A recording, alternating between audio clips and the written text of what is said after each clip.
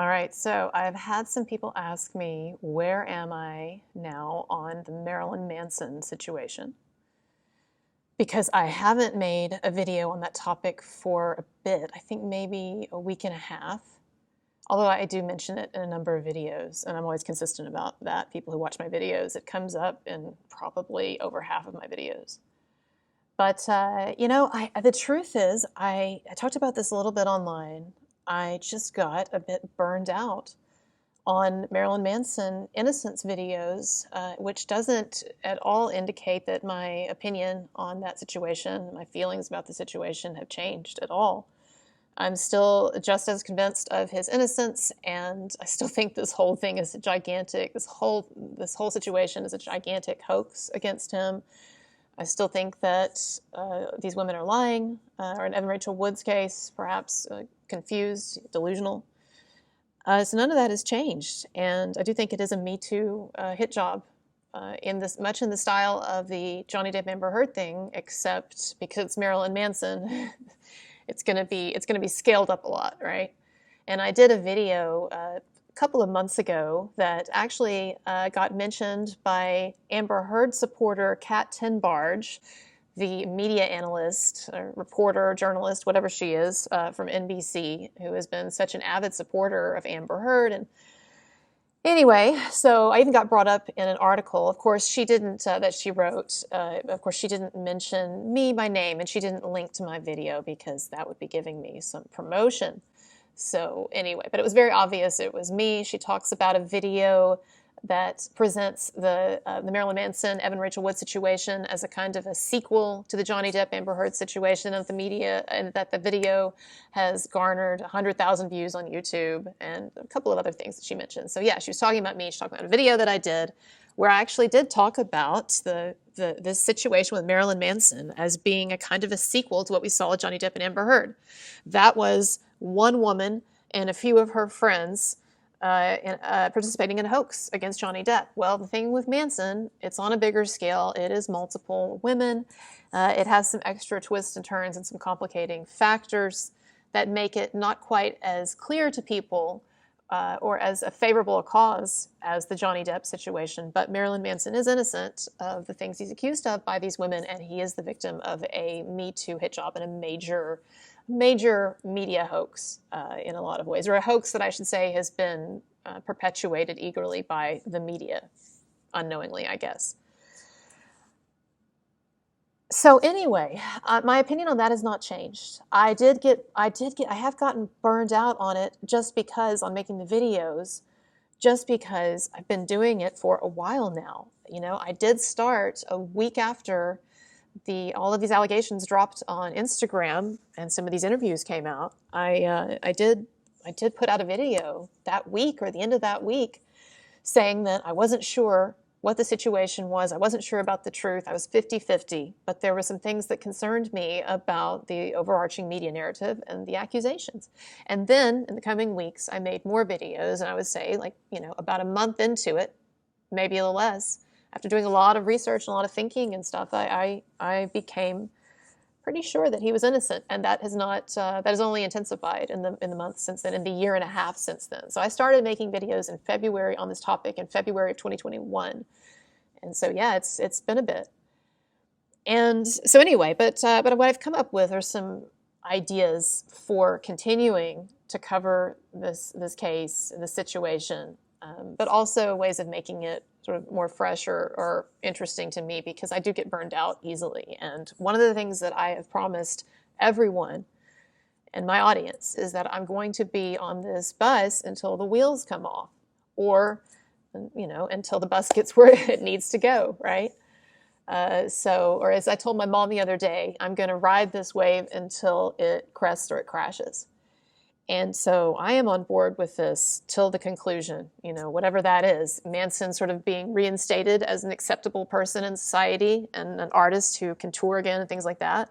Or Manson getting a victory in his lawsuit against Evan Rachel Wood and Illma Gore, or whatever. Or if it's a negative, if it's a negative outcome. And that'll be tragic if it is, because I believe he's innocent. But, you know, we know after the UK trial, the UK verdict, Johnny Depp, that unfair verdict, we know things don't always go the way of truth. So anyway, but I am going to stay with this. And so I'm going to stay with it. I'm planning on a marathon here. And I'm planning on staying with it until it reaches some kind of a conclusion. And that's not going to be until at least 2023. So maybe past that, right?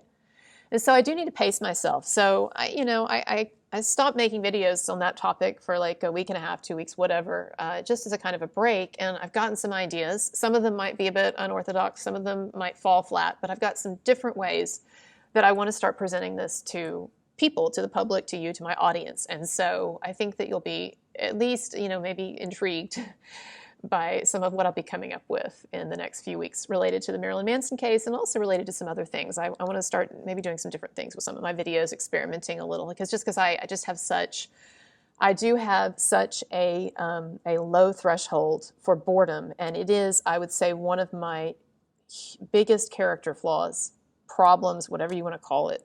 And it's always been that way ever since I was a little kid. I'm bored. My low threshold for boredom means that I do have to shake things up a bit, okay? And so never fear, I'm not off the Marilyn Manson innocence train. I very much believe in it, and so forth. We are in a slow legal process, and I did not realize or didn't really think about how slow it was going to be, and also about the fact that so much of it was going to be under seal. And one of the things, just to update you, one of the things that's happened recently is that they got the go-ahead from the judge. I guess one side or the other, maybe both sides agreed on it, to put a lot of stuff under seal. And so from now on, I'm not even sure how much we're going to actually know before the trial. And this is something that the Manson cases, which is a great website and Twitter page and stuff, a lot of information and court documents and stuff, but the Manson cases was pointing this out, that it's going to be pretty dry until trial. And I do know that Illma Gore, I've heard that Illma Gore was due to be deposed soon, right? I think some of you have seen this as well, one of the sites talking about it. And so I think, she's probably been deposed by now, or she's going to very soon. And so, that's what's going on. And look, I have to say a couple of things, all right? A couple of things that I think are really positive for Marilyn Manson. I think that it's really positive that Evan Rachel Wood's 2-part podcast interview with A Little Bit Culty, it's a podcast that is about cult-like organizations, and it's gotten a lot of media coverage and stuff, right?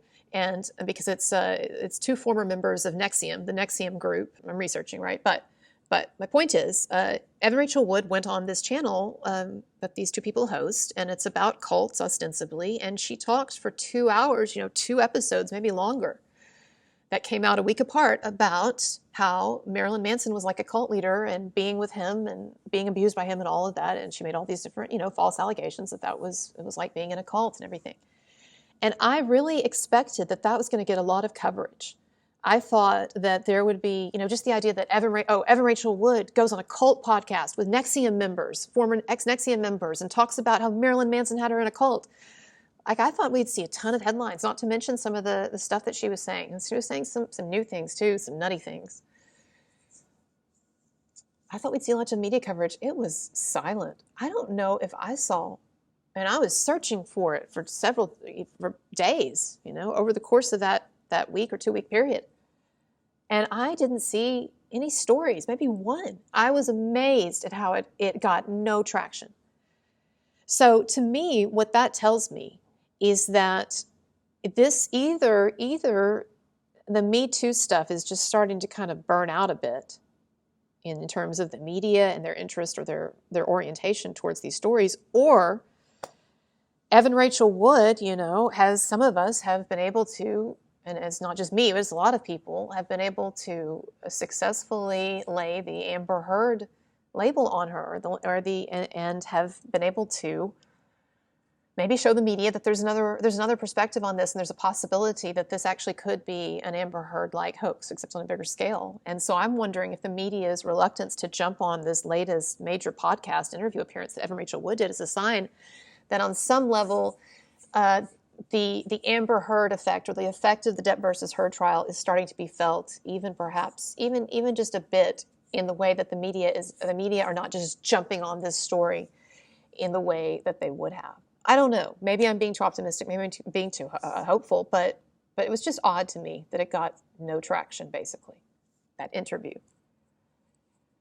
And I think that it is, the other thing that I think is positive is the fact that I do think that the Amber Heard Johnny Depp trial had such a profound impact on the public mind, and also it did shift the Overton window, and it made it acceptable for people to start publicly saying that women do lie about these things, that they are capable of lying, that it is not even an uncommon thing, and that in these heavily media-infused, media-hyped situations, such as what we see with the Marilyn Manson stuff, that it is good to be cautious because we can actually be wrong. Even documentaries can be wrong. Even HBO documentaries can be wrong. I mean, not always, not necessarily, but they can be. And not all women lie. Maybe not even most women lie. We just don't have accurate insight into this or adequate studies. But we know that some women do lie. We know, if based on nothing else, just human behavior, knowing human nature. Women are human beings, after all, revolutionary thought. So I think that, and I have talked to some people, I have to say, connected with the legal profession who represent men in these types of Me Too cases for a living. And I'm not just talking about the entertainment industry, but I'm talking also about academia. And what I'm hearing too is that, even on the ground with the ground floor, so to speak, with what the lawyers are dealing with, that they're seeing somewhat of a shift, and a number of men are going after their accusers and their false accusers, a number of them, with defamation lawsuits. A lot of people remember Mattress Girl from Colombia. Well, I'm sorry, but when you look into the details of that case, and maybe I should do a video on it, I'm sure someone else has, that looks like that was bullshit, that her story was bullshit. And it looks like she and Columbia University and all of those who abetted her participated in the targeted harassment of an innocent guy. And he sued the school, and they had to settle, and I bet he got a shitload of money. We could go all the way back to the Duke lacrosse thing. They got a shitload of money. I was going to school just down the road when that happened in North Carolina. That was such bullshit. I'll have to do a video on that. Those guys sued, they settled with Duke. They got a bunch of money. Anyway, my point is, you're seeing more, we've got the guy who's suing Phoebe Bridgers, ex-boyfriend, for defamation.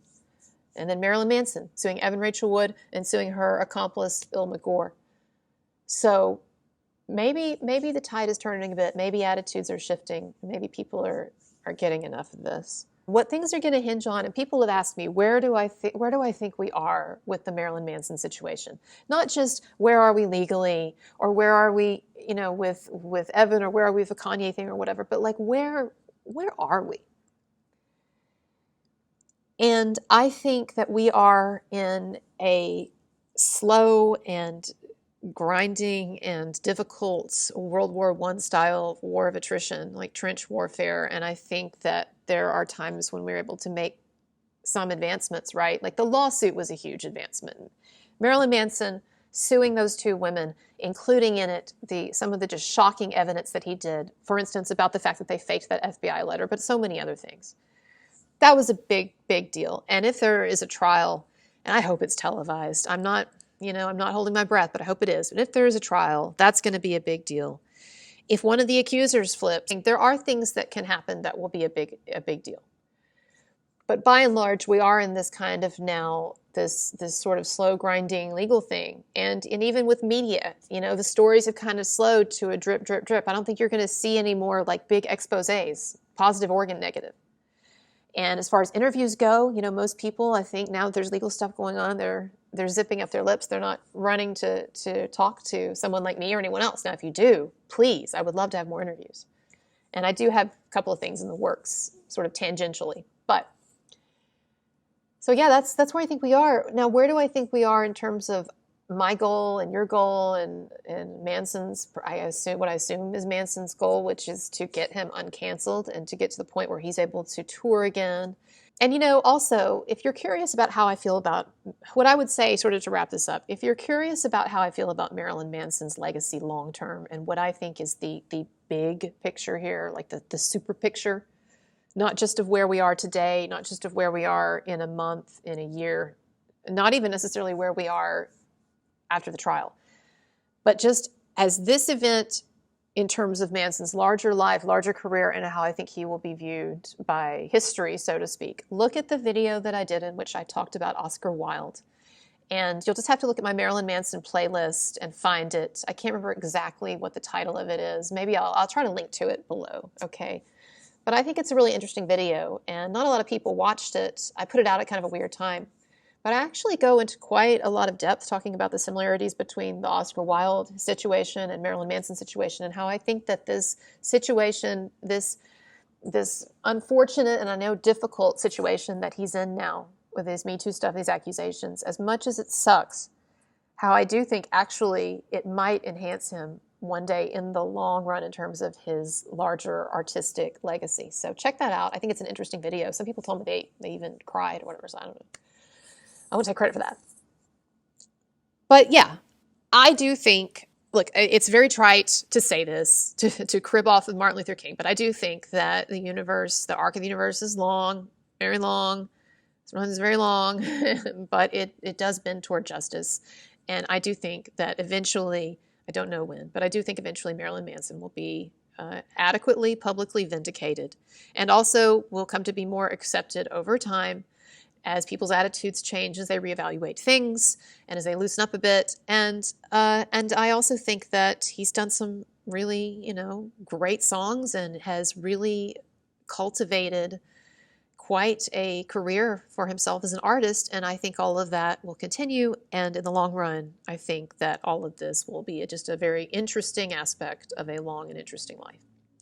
All right, everybody, as always, if you enjoy my work, like and subscribe. Tips are always appreciated. Links are below. And yeah, y'all thought I was going to walk away from the Marilyn Manson stuff? No, I'm still here, bitches. See y'all later.